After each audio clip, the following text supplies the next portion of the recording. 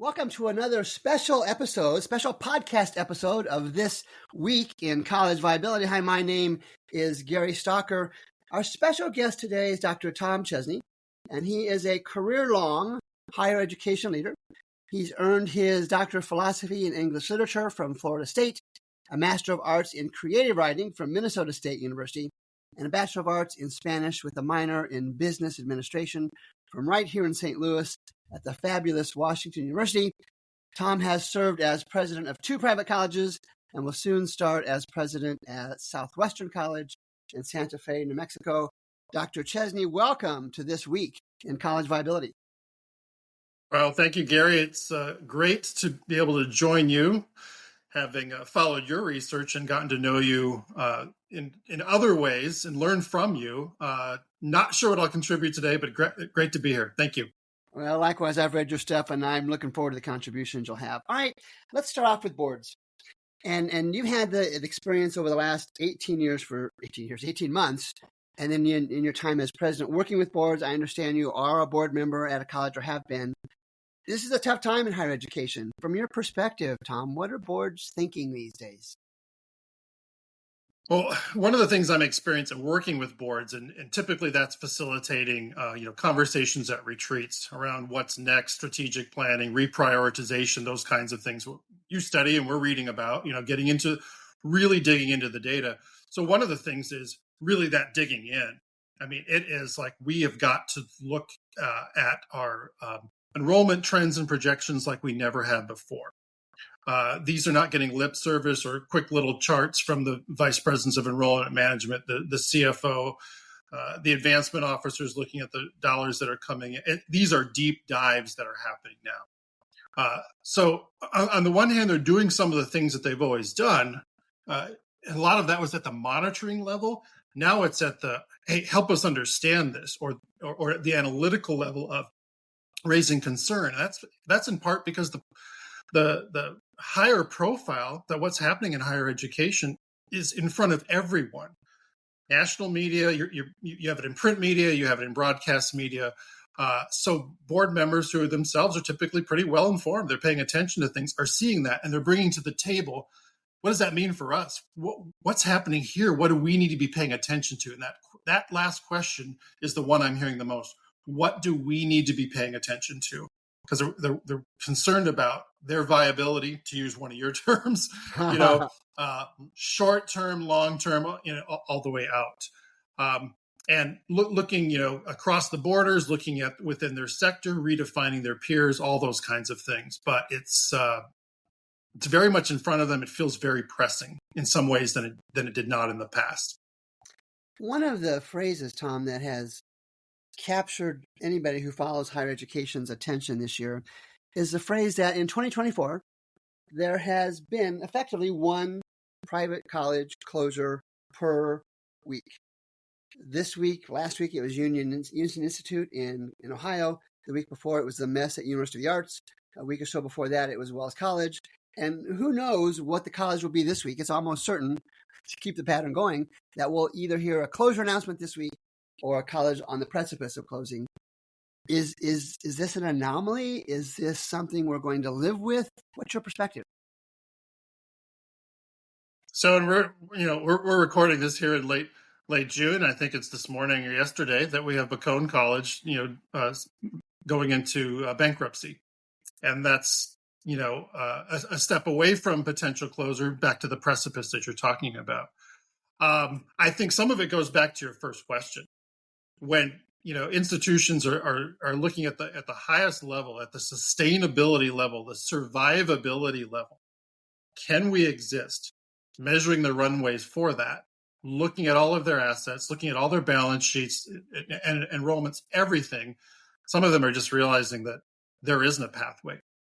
We are near the end of the runway, and we cannot accelerate the plane to critical velocity. So that's what we're seeing in some cases. The reality checks are starting to hit reality, if you will, for some institutions, and some of them surprising. We didn't expect to hear it. So it's hitting, and it's hitting hard. And I don't expect that 1 per week to change, at least not for a while. And I hope institutions are not out. There aren't institutions out there saying, well, maybe if enough others close, we'll hang in there, because that is not a recipe for success either. So one of the things I've shared, and maybe you've read or heard me talk about this, is I make the case that for these colleges, small, private, mostly rural, but not always, small private colleges, that the die is already cast on. There are no programmatic changes. There are no marketing wizards that they can bring in that will change the fact that their last financial dollars are circling the last financial drain. Am I right? Am I wrong? No, I think there's a lot of truth to that. There were decisions that were not made or foregone or something over the course of years that then stack up to an insurmountable hill to climb at that point.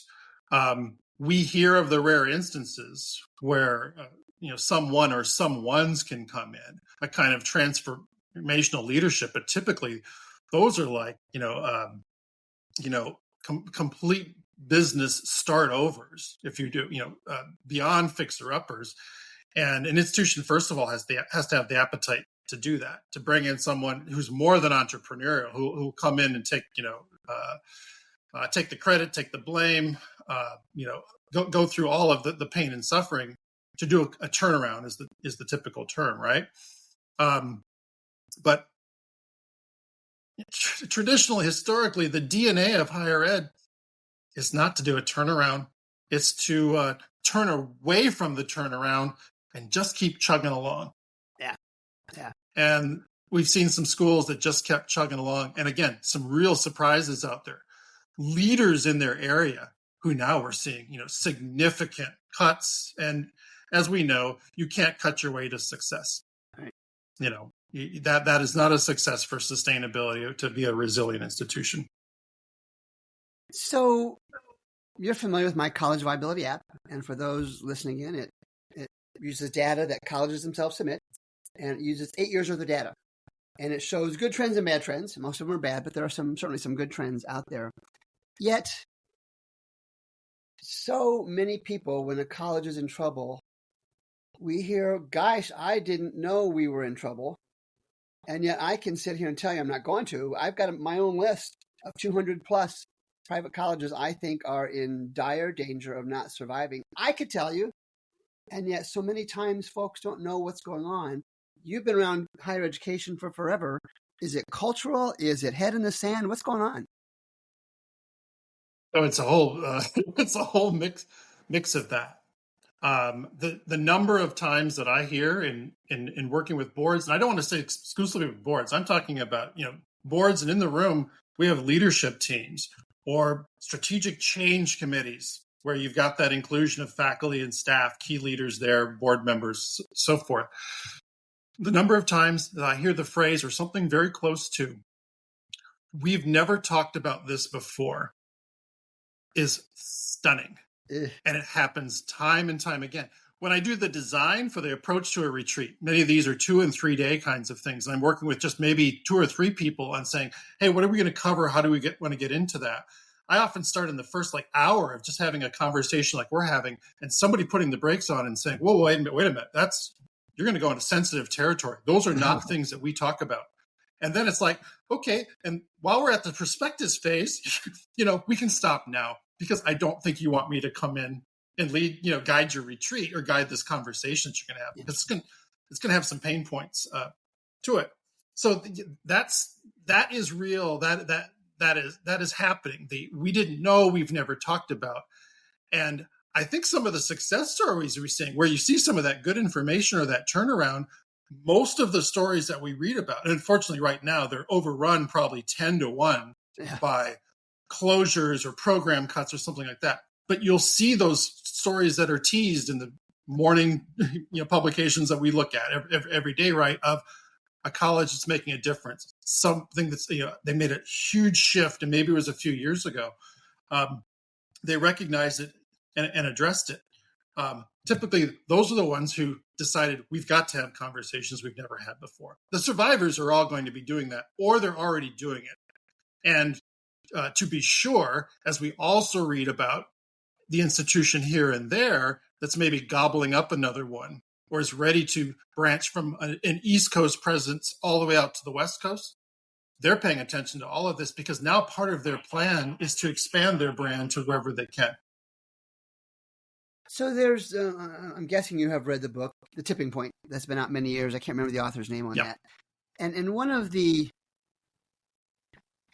questions I ask regularly of guests on the podcast is, you and I and those intimate with higher education are aware of the challenges and traumas. Where is the public? Are we close to a tipping point where there's enough media, there's enough coverage that the moms and dads and students sitting around the kitchen table tonight trying to decide on a college says, you know what, we got to really be careful of these private colleges that are small because I'm hearing they're all in trouble. Are we there? Are we not there? What do you think? Yeah, I think we're there. We're close to there. And it's Malcolm Gladwell. How could we forget that it's Malcolm Gladwell? Yeah, you're right. He's so upfront. I get a demerit for that one. No. I saw him just the other day on something, so it was fresh in my mind. So here's a case of, even in some of those board conversations I'm talking about, some of those same members they're having that conversation around having college-age children, for example, going, because they're alumni of the institution, many of them, right? And they're asking some of those same questions. I've literally been in the space where a board member asked the question, I don't know that I would want my son or daughter to go here right now, knowing what I know today about our deferred maintenance, about 6 years of structural deficits that I didn't know what a structural deficit was. And now I do, as I'm seeing these trend lines, as I'm seeing these change nothing projections, and this is what we'll get. As I'm seeing our enrollment gap and whatever the date, again, pick your data point or data points that are adding up, and they're saying, I don't know that I'd let my own child go here. Wow.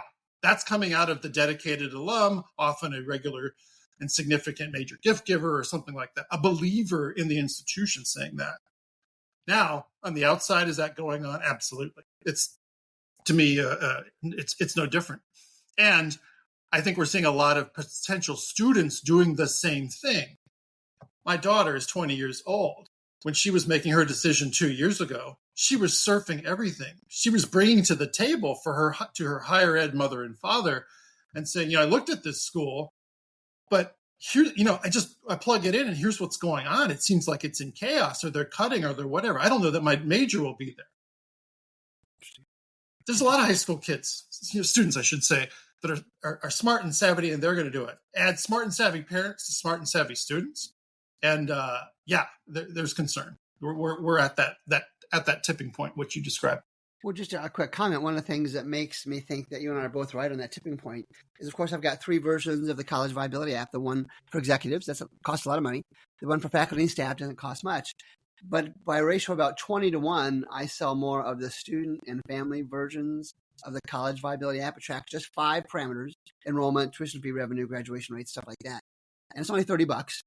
And so it tells me that more and more parents are saying, you know what? The first thing I should look at before I put a college or look at college lists for my child, is this college reasonably financially healthy or not? So for less than the price of an advanced placement test, they can get information about colleges around the country, hundreds of them, right? Yeah, 1,300. To help inform their decision making. Yep. Actually, that's now what 2 takeout burgers, according to the inflation, right?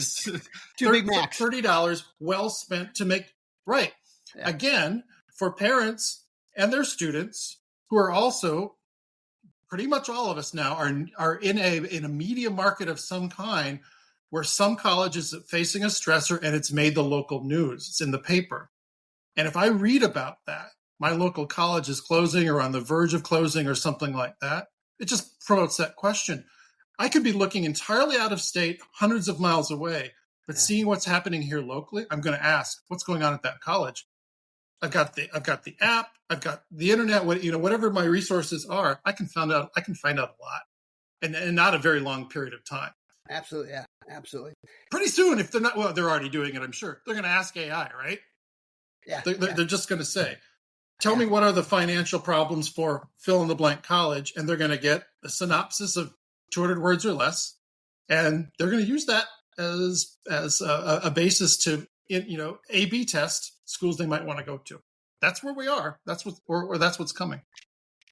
So, Thom, you've been a college president twice. You're going to be at a new location we talked about here when we got started this morning. It's a tough gig, dude. Why? What's going on with college presidents? What are the factors that make it an attractive job? What are the challenges you think you might face at Santa Fe or anywhere else you may go? So I think part of the attraction is still why we go into education in the first place. It's to do something that's much bigger than that, contribute to it, in service to others, in service to the world. Truly, it's that altruism. Hey, I can do something and with a team of others, make this a better place. Do good in this world, a greater good, way beyond anything for myself. And if I'm self-serving and so forth, that's not for me. I'm going to choose maybe a different field. So we go into it for that. And now we have the layers of going into that and saying, how far can you carry that through? What does that look like in practice? So are you aligned with, you absolutely have to be ready and willing to, live the values, the mission of the institution you go into, because you're going to be asked to model those and carry those with you into every setting, into every scenario. But you better go into it now still feeling attracted to also digging into the nitty gritty, getting into the dirt. The easy handoffs of the past, the long serving president handing off to someone else, sometime the person, who they had groomed themselves from the provost role or something like that. We're just not seeing nearly as much of that. We're seeing a lot of internal hires, interims getting the job because they're familiar. They already know where the skeletons are. They already know how to read the books. They already know what the challenges and opportunities are alike. But, in my case, I'll do just a sliver on that.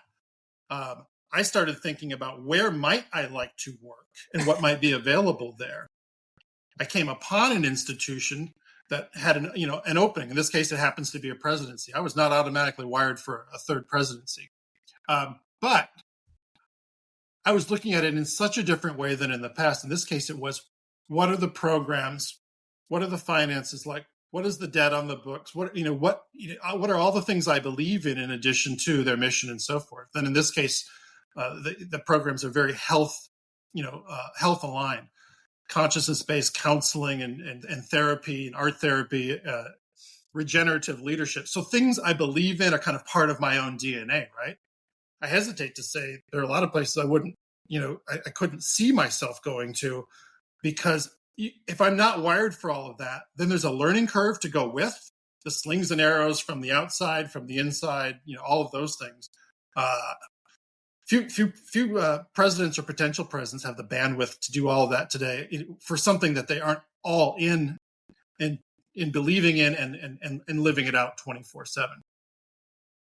So let's move on to the speed round. And this, I've got 5 questions and just kind of quick responses from you. And the first one is the FAFSA debacle. What's the best case scenario and the worst case scenario this fall? Well, the best case scenario, something we've touched on lightly, is it's going to get boards and other leaders and institutions thinking very differently about how well prepared they are for another pandemic kind of situation. It's going to catalyze, accelerate, and really change behaviors, in terms of how they approach that. So it doesn't sound like much of a best, if you will. But if you're literally looking at your institution in a different way, not the status quo, if you believe in the saying, we're designed perfectly to get the outcomes we achieve, and the outcomes aren't looking good, then you got to behave differently. Right. And FAFSA is going to be another one of those triggering points, I think, to do that. The worst case scenario is we're going to see a drastic decline in participation. And by the way, we're talking mostly, we read mostly right now about incoming new students. FAFSA is a retention piece as well. Yeah. If you've not gotten to my returning students financial aid package yet, because you're still trying to package new students, you may not see my student return to your institution. So now you've got a double whammy. You've got a retention hit and you've got a new student hit. And of course, the students that are most sensitive to that are those who already see FAFSA as a barrier.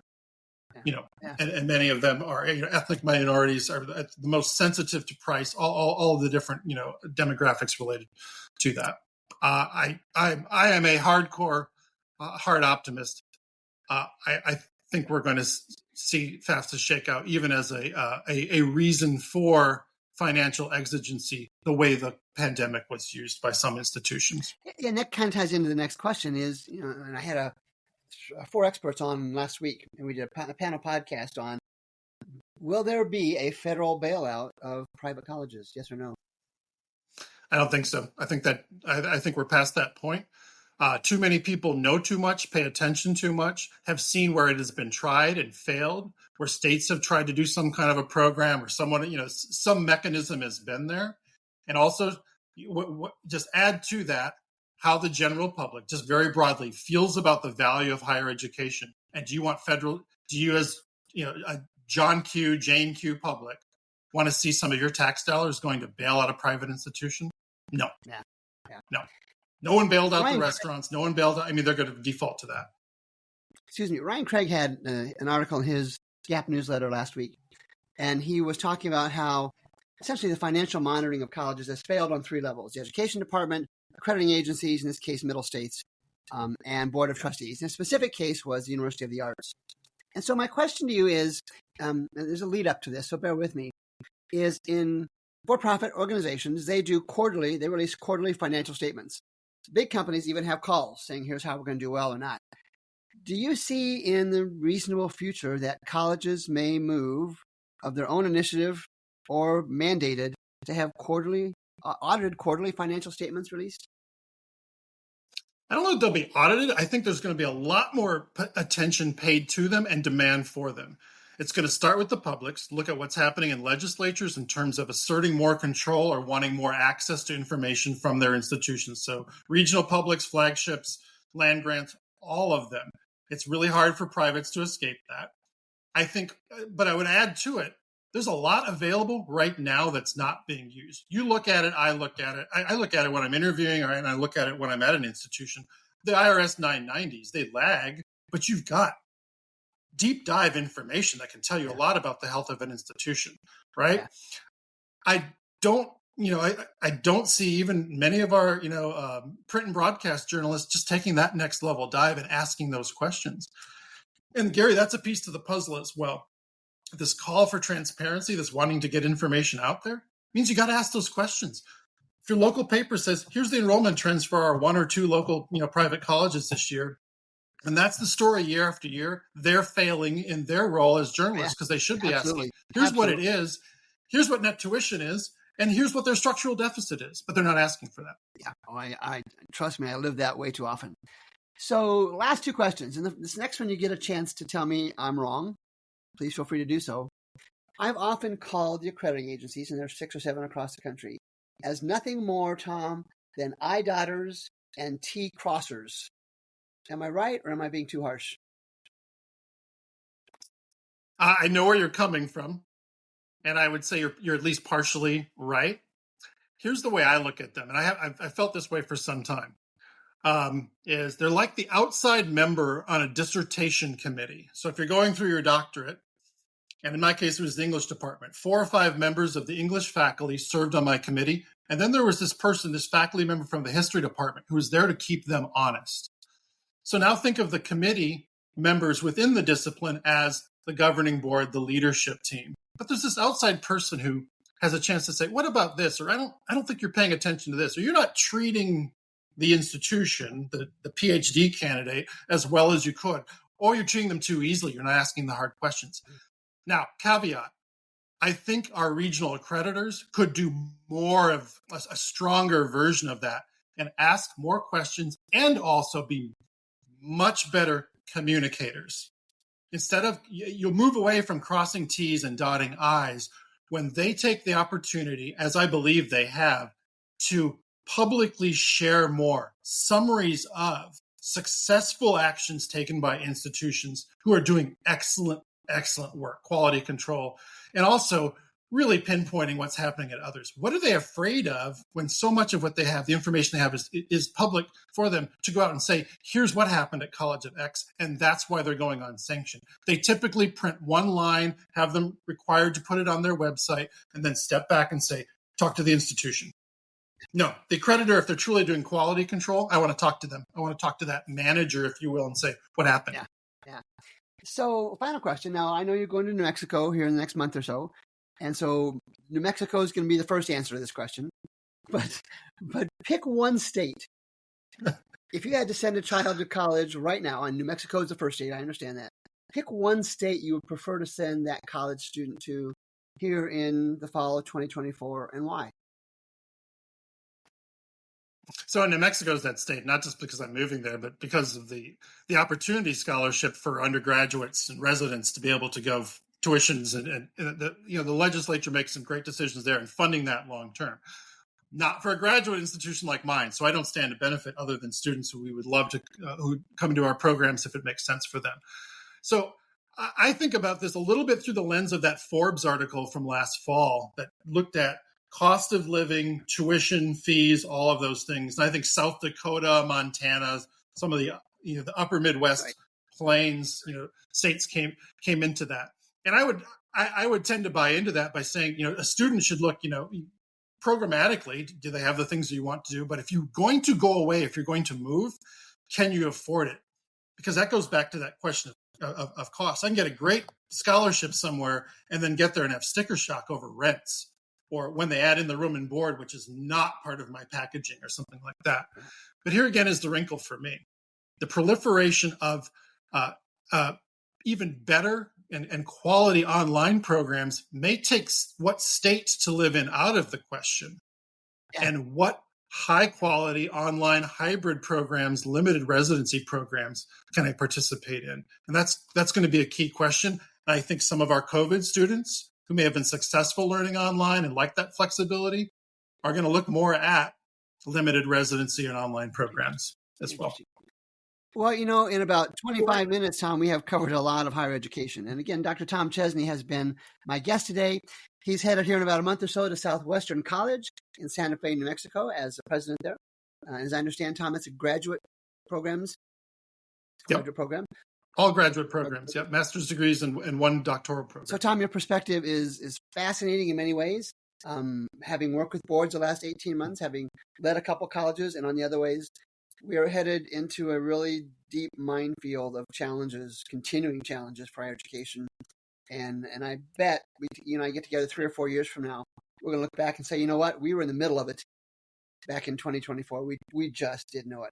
So, Tom, thank you very much for your time today. I look forward to talking to you again in the future. My pleasure, Gary. Best of luck to you. And you're right. We'll be sitting down in 3 or 4 years, if not once a year, for coffee. Take care.